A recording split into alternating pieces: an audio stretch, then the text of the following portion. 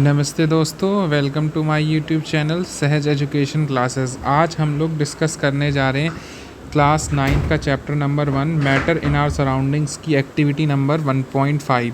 अब देखिए इस एक्टिविटी में 1.5 में क्या क्या कैसे करनी होती है। देखा, drop a crystal of copper sulphate. जो कॉपर सल्फेट होता है, जब हम इसे जो है वाटर में क्या किसी भी चीज़ में डिज़ोल्व करेंगे तो ये ब्लू कलर का सोल्यूशन होता है। एक मिनट डियर, ब्लू कलर का सोल्यूशन होता है ये। जैसे ही आप इसे वाटर में डिज़ोल्व करेंगे तो ये ब्लू कलर शो करता है। और पोटेशियम पर मैग्नेट, जो पोटेशियम पर मैग्नेट होता है ये जनरली आपका पिंक कलर शो करता है वाटर में जाने पर। आई होप इतना समझ में आ गया होगा। हम आगे चलते हैं। Into a glass of hot water. अच्छा, हमें hot water and another containing cold water. तो हमें क्या करना है, दो इस तरीके से बीकर्स लेने हैं। एक ये बीकर हो गया डियर, और एक ये बीकर हो गया। एक में हमें जो है इस तरीके से मान लेते हैं,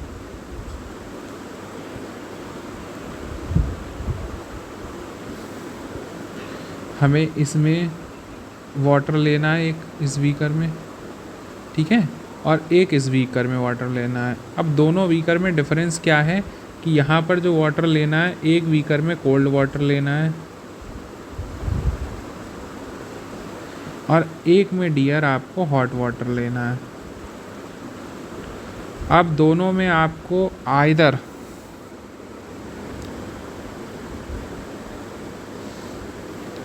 या तो आपको KMnO4 डाल देना है, यानी कि पोटेशियम पर मैग्नेट।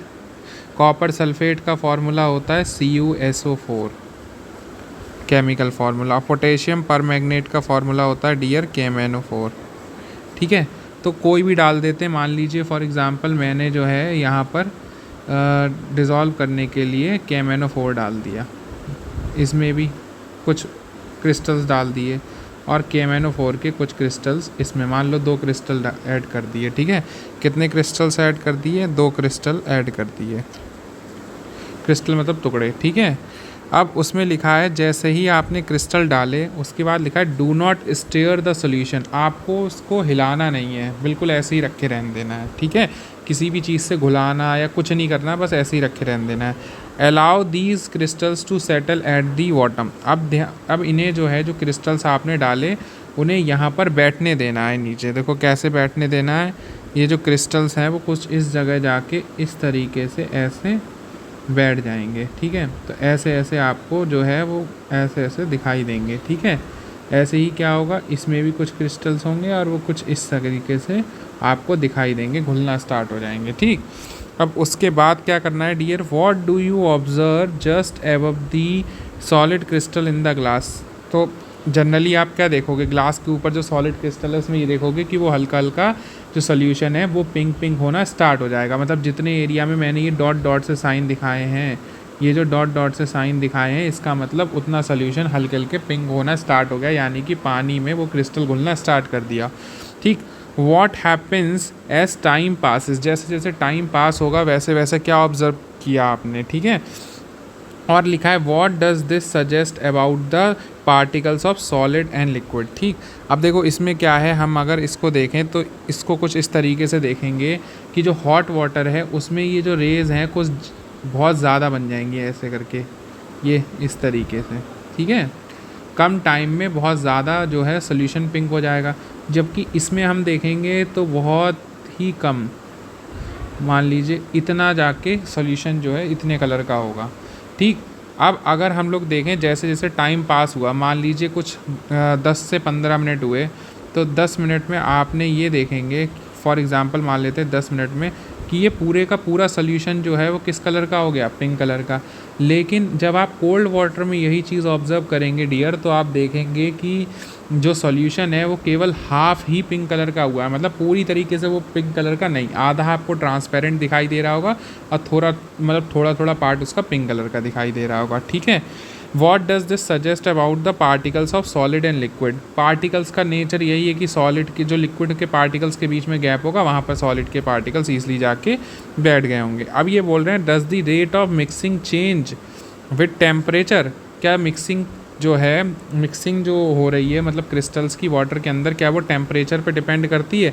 वाई एंड हाउ, कैसे करती है? तो डियर इसको समझने के लिए कंसेप्ट याद रखिएगा कि जैसे जैसे आप टेम्परेचर बढ़ाओगे, यहाँ पर जो कोल्ड वाटर है यहाँ टेम्परेचर कम होगा, हॉट वाटर में ऑब्वियस सी बात है टेम्परेचर ज़्यादा। जब टेम्परेचर ज़्यादा होगा तो मॉलिक्यूल्स जो हैं वो उतनी तेज़ी से जो हैं वो क्या करते हैं, डिफ्यूज़ करना स्टार्ट करते हैं। डिफ्यूज़ या कह सकते हैं, इसको डिफ्यूज़ मत समझिए, अभी थोड़ा टिपिकल हो जाएगा। सिंपल सी चीज़ समझिए कि मॉलिक्यूल्स जो हैं वो फास्ट मूव करना स्टार्ट कर देते हैं, फास्ट मूव करना स्टार्ट कर देते हैं, ठीक। जिसकी वजह से क्या होता है कि उनके अंदर की जो, अब ये फास्ट मूव किसकी वजह से करते हैं? ये फास्ट मूव करते हैं जो, क्योंकि उनके अंदर एक टाइप की एनर्जी प्रेजेंट होती है मॉलिक्यूल्स को, जिसको हम लोग क्या बोलते हैं डियर? Kinetic energy. और ये काइनेटिक एनर्जी जो है वो आपके टेम्परेचर बढ़ाने से बढ़ती है। तो हम लोग ये कह सकते हैं कि जो टेम्परेचर है वो डायरेक्टली प्रोपोर्शनल होता है काइनेटिक एनर्जी के।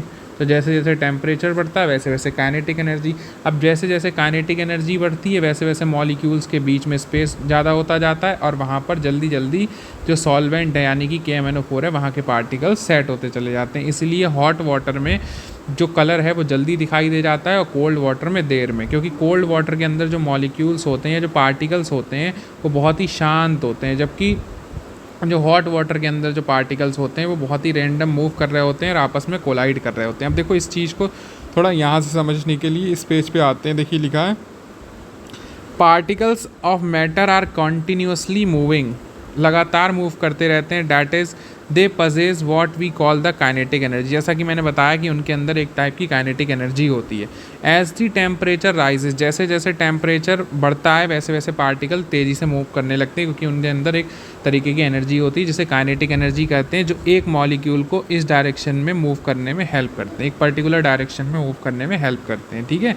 सो we can say that with increase in temperature the kinetic energy of the particles increases. जैसा कि मैंने आपको बताया था कि काइनेटिक एनर्जी जो टेम्परेचर के डायरेक्टली प्रोपोर्शनल है, तो जैसे जैसे टेम्परेचर बढ़ेगा वैसे वैसे काइनेटिक एनर्जी बढ़ेगी। काइनेटिक एनर्जी और एनर्जी होती है जो किसी भी पार्टिकल को चलने में हेल्प करती है, ठीक है। इसके बाद लिखा इन द एबव 3 एक्टिविटीज़, जो हमने 1.4, 1.3, 1.5 पढ़ी, उसमें लिखा है particles of matter intermix on their own with each other. Particles अपने आप इंटरमिक्स होते हैं। ऐसा क्यों करते हैं? They do so by getting into the spaces between the particles. जो स्पेस होते हैं, मैंने बताया था कि जब भी सॉल्वेंट होता है उनके जो पार्टिकल्स होते हैं, जो सॉल्यूट के पार्टिकल्स होते हैं, वो उनके बीच में जा के बैठ जाते हैं क्योंकि स्पेस होता है। This intermixing of particles of 2 different types of matter on their own is called diffusion. बहुत इंपॉर्टेंट डेफिनेशन है ये, यहाँ से लेकर पूरा 12th तक काम आएगी, ठीक है। बायो में भी आएगी और केमिस्ट्री में भी आएगी। देखो लिखा क्या है, द इंटरमिक्सिंग, 2 टाइप के पार्टिकल्स का आपस में मिलना किसी भी मैटर में, ठीक है। मैटर के 2 पार्टिकल्स का आपस में मिलना, इसे क्या बोलते हैं? डिफ्यूज़न। तो अगर आपके ये जो है एग्ज़ाम्स में क्वेश्चन आ सकता है कि डिफ्यूज़न क्या होता है, तो किसी भी 2 पार्टिकल्स के आपस में मिलना, ठीक है, इंटरमिक्सिंग होना, इसको डिफ्यूज़न बोलते हैं। देखो सबसे बढ़िया एग्जांपल ये है कि एक बीकर है, इस बीकर में ये कुछ पार्टिकल्स हैं, ठीक है, जो कि एक टाइप के हैं, और इसके बीच में ये मान लीजिए सॉल्वेंट है और मैंने यहाँ पर कुछ दूसरे पार्टिकल्स ऐड ऑन कर दिए। तो यहाँ पर जो मैंने दूसरे पार्टिकल्स ऐड ऑन कर दिए, इंटरमिक्स कर दिए, इसी को हम लोग क्या बोलते हैं? डिफ्यूज़न बोलते हैं। 2 डिफरेंट टाइप्स के मैटर के पार्टिकल्स की इंटरमिक्सिंग क्या कहलाती है? डिफ्यूज़न कहलाती है, ठीक है। We also observe that on heating diffusion becomes faster. और हमने ये देखा कि हीटिंग पे डिफ्यूज़न क्या हो जाता है? फास्ट हो जाता है, क्योंकि एक टाइप की एनर्जी मिल जाती है। तो एनर्जी से ये पार्टिकल इधर, ये पार्टिकल इस तरफ, ये पार्टिकल इस तरफ, ये पार्टिकल इस तरफ, ये पार्टिकल इस तरफ, ये पार्टिकल इस तरफ, ये पार्टिकल इस तरफ। तो ऐसे ऐसे करके जो पार्टिकल हैं वो जल्दी जल्दी मूव करने लगते हैं, और जल्दी जल्दी मूव करने की वजह से उनका डिफ्यूज़न क्या हो जाता है? फास्ट हो जाता है, ठीक है। तो इसीलिए बोला कि जो काइनेटिक एनर्जी है वो टेम्परेचर बढ़ने से बढ़ती है, और उसी से क्या बढ़ता है? डिफ्यूज़न। डिफ्यूज़न यानी कि मिक्सिंग ऑफ पार्टिकल्स क्या हो जाती? बढ़ जाती। इसीलिए गर्म पानी में जो पिंक कलर है वो जल्दी आ जाता है, जबकि कोल्ड वाटर में जो पिंक कलर KMnO4 के डालने से वो लेट आता है, क्योंकि वहाँ टेम्परेचर कम होता है, एनर्जी कम होती है, इसलिए डिफ्यूज़न बहुत धीरे धीरे होता है। आई होप इतना समझ में आ गया। Thanks for watching. Next class में हम लोग डिस्कस करेंगे नया topic, particles of matter attract each other. Thanks for watching.